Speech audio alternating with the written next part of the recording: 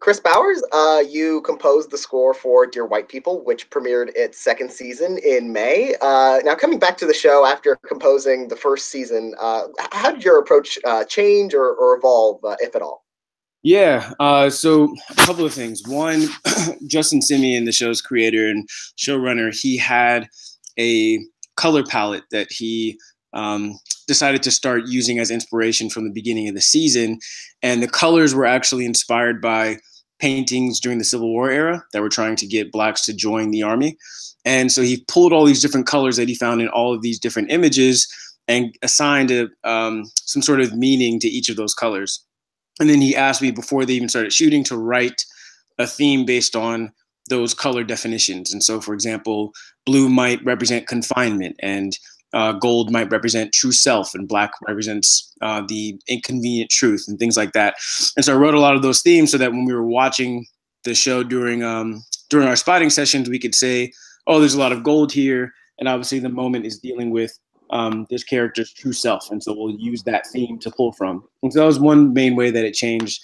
And the other way is that I was really trying to utilize my, I guess, natural inclinations as a jazz pianist and accompanist this year, where instead of last year where I would watch through and establish a tempo and then try to write to that tempo, this time I was trying to simply just play along to what I was watching as if I was accompanying a singer or a musician or dancers or things like that. And I think what it did is it influenced me to have a lot more malleability with what I was writing and a lot more push and pull. So I was able to do things that were out of time or do things that, if they were in time, were specifically catered to what I was watching, because I was acting as an accompanist first, as opposed to as a composer trying to fit things into a meter, essentially.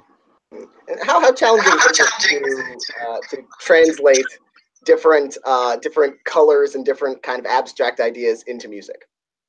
It's weird. It isn't it. It's really difficult, but it's also very simple at the same time. It's one of those things where, like, some of the colors were a bit harder to figure out how I wanted to represent that, and a lot of it's just trying to think about how that feels and then writing from that place. I really feel like the way that I write is, I mean, I'm sure a lot of other composers do as well, but it's almost like you're an actor and you're thinking about this feeling and then you try to write from that place. And so thinking about confinement, what does that feel like, and what are some musical gestures that might help represent that? So maybe something circular, something you can't really get out of. So how can we write something that feels circular? And there are obviously like time signatures that feel that way, or maybe some melody or line that I can figure out that has that feeling to it. So a lot of it is trying to, again, feel that feeling and sit in that for a while and then write from that place. And since you worked on season one, you've gotten to know these characters and who they are, in terms of their personalities and in terms of their music. Was it easier to go into season two in that way, since you already had the groundwork laid for who these people were and what the setting was? It was, and I think it allowed me to go even further with it. I think this year I was looking at different influences. I mean, last year some of my jazz influences, or I feel, were very traditional and very expected maybe. And this year I was really trying to push myself to pull from some very strange influences, or to push the envelope with what we could do. And so there were times where last year I feel like all of the jazz stuff, for example, I tried to keep contained or tried to have something that felt right. And this year I was abandoning that and just trying to write stuff that I felt was cool, I guess. And having a sort of a jazz, more classical piano kind of sound, it feels like kind of a significant contrast to like these bold activist characters in this very contemporary setting. What's it like, to overlay that storyline and these characters with that more sort of traditional sounding music? Yeah, for sure. I think, one, it was something that was influenced by Justin. He's really inspired by Stanley Kubrick and Spike Lee and the way that they use music. And a lot of it is trying to have music that can function as music on its own and not be score. And so anytime I've written something that hits a cut too hard or hits a little moment too hard, he really doesn't like that. He wants me to write something that almost goes against what's happening on screen. And I think the other thing too is that all of these pieces, I feel like, represent the what's going on inside of these characters. And so although these characters might be, like you said, activists or fighting for something, a lot of what you can tell they're going through is very conflict. And so I think a lot of the pieces are trying to pull from what these characters might be feeling or thinking, as opposed to maybe what they're doing specifically. And does any of your work involve, how much do you think about, the more contemporary music that's also used on the soundtrack in addition to your score? In terms of my writing, not very much. I think, there are a couple of times here and there where Justin wants to have something that feels a bit closer to that. But for the most part, he really wanted the two to be very separate, the score and the music. So as far as composing, not very much. I mean, I listen to it all the time because the stuff that Morgan picks for the show is pretty awesome. but yeah, for writing, I try to just look at the references that we've already established for the show. And how closely do you work with Morgan Rhodes, the music supervisor? Not that closely as far as working together. We're a part of each of those meetings. Those spotting sessions are all together, and there are moments where we're going to say, where Justin's not sure if this should be source or if this should be score. So those moments are times where Morgan and I will have a conversation and say, okay, well, maybe you can take a stab at that first, and then if it doesn't work, then I'll do it, or vice versa. Or there are times where we're both going to do it at the same time and just kind of throw paint at the wall. And so there are moments where Justin's not sure which one he wants, where we kind of have to collaborate. But other than that, we're kind of have our separate worlds that we're operating in.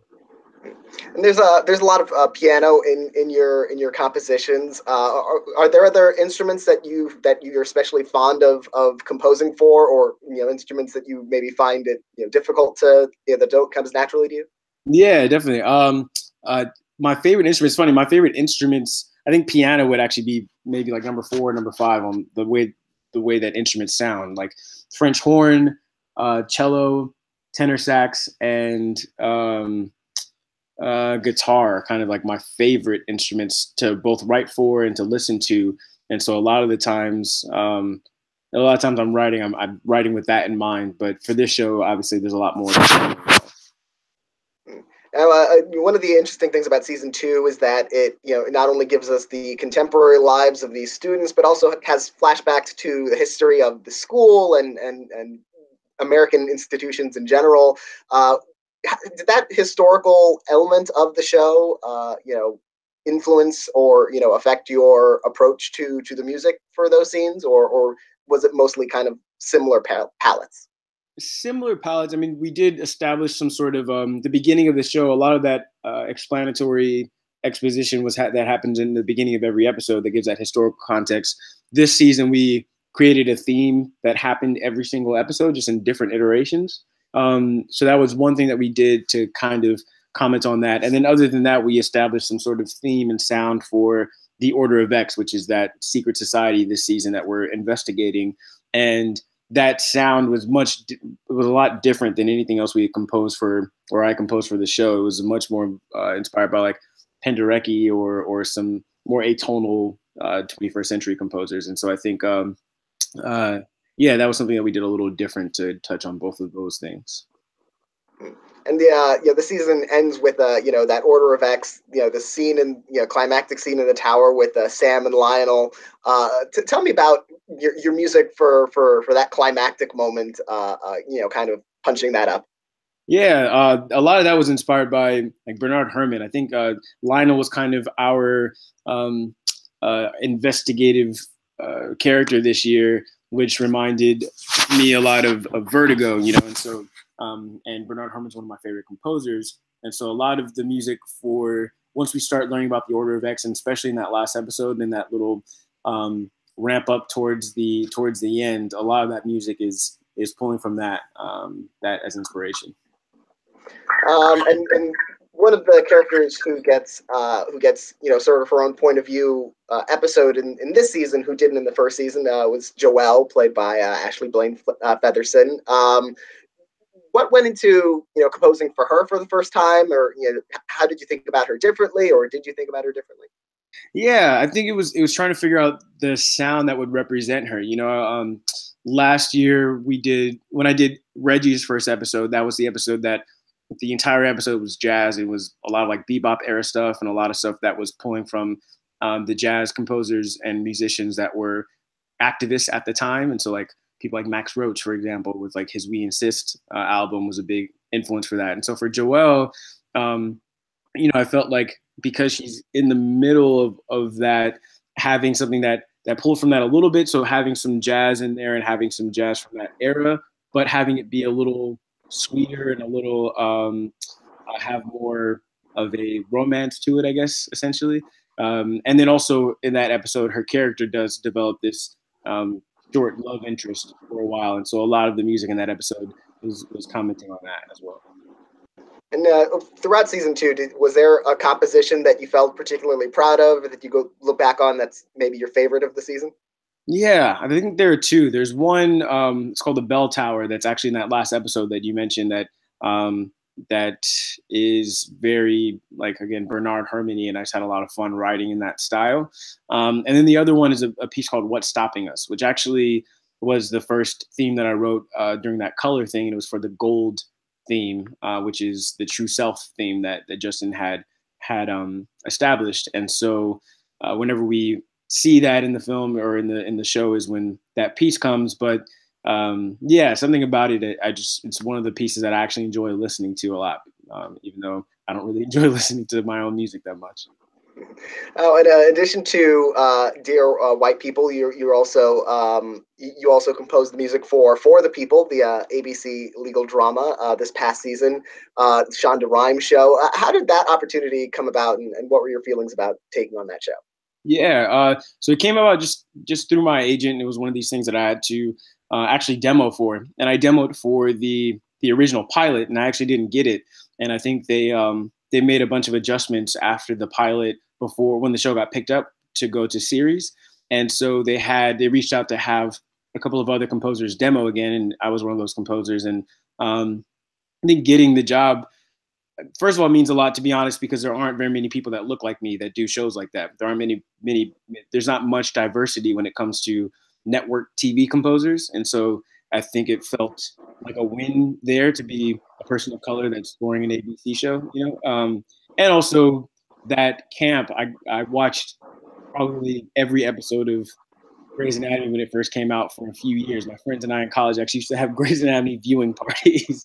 And so, I really loved a lot of those shows growing up. And so I think being able to be a part of that organization was really cool to, meet these people that I've been fans of for a long time. And how is the approach different for the People in terms of the style of music, or the collaboration to kind of decide what's right for the characters and the episodes and the storylines? Yeah, I think For the People, it's a lot more traditional. It's also a lot more packaged within each episode. Like each episode has a very clear beginning and middle and end. Where Dear White People, every episode feels like a piece of a larger story. And so with that show, with Dear White People, it's there is a lot more fluidity or continuity throughout the entire season, I'll say. And then with For the People, each episode is a little different, and each episode establishes its own themes and own pieces that we're going to pull from throughout the episode. And they generally don't really return in future episodes because it was pretty much special for that episode. So I think that's how they differ. So is that, are you sort of starting from scratch with each episode of For the People? Does that make it kind of harder to, it's like more time consuming or more challenging to keep the ideas fresh? Yeah, it is. I mean, it's definitely more time consuming just because it takes more time to have to start from scratch. But, already having the palette set up, it makes it a little bit easier because I know that I'm not going to go hunt for new sounds or new instruments or things like that between each episode. It's more so saying, here are the sounds that I'm pulling from, and like what's a new melody that I can use here, or a new piece or new harmonic progression I can use as inspiration for beginning something. And with that, I think that's again where my jazz sensibilities come pretty handy, because as an improviser, you're making up melodies all of the time, and so having to do it on the spot is actually something that I find pretty fun, to just like sit there and think of melodies over and over and over again. So I think that's somewhat of an advantage. And as you mentioned, there aren't that many Black composers working in network television. Do you have any advice for other aspiring musicians of color who are interested in entering this field? Not just network television, but like kind of scoring and musical composition for TV and film in general. Yeah, I think one to find people to look up to, because I think that it's important to see that there are people that are just to see that it's possible. There's a lot of people that are doing it, and a lot of people that are across all kinds of races. You have people like Sid Arthur that does This Is Us, or Jermaine Franco that does Vita, or also other Black composers like Kurt Farquhar that does Black Lightning. And so I think you know, right now we're in a special time where there are a lot of people that that are getting into this space that are widening the diversity. And so I think that's one thing, and two is just to find what you love and to pursue that like unflinchingly, and to